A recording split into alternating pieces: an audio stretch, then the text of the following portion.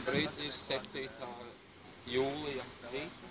Mēs esam tikko ieradušies Rīgā, pie Gaļardzes slimnīcas, kas ir pārielai. Caur kokiem nevar redzēt, nekas trolejbus ir. Un redz, kur 2 kungi guļ noguruši no garā ceļa ir.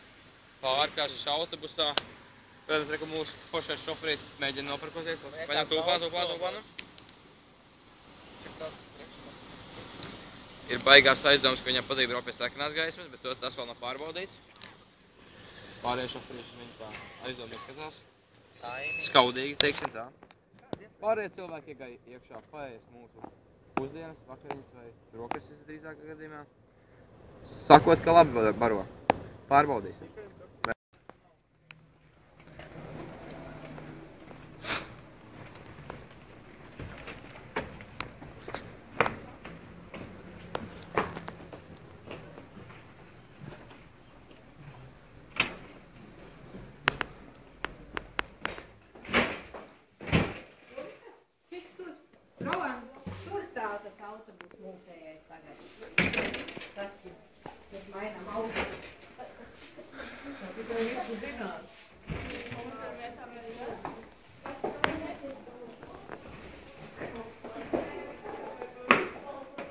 Mēs esam pie mūsu klases.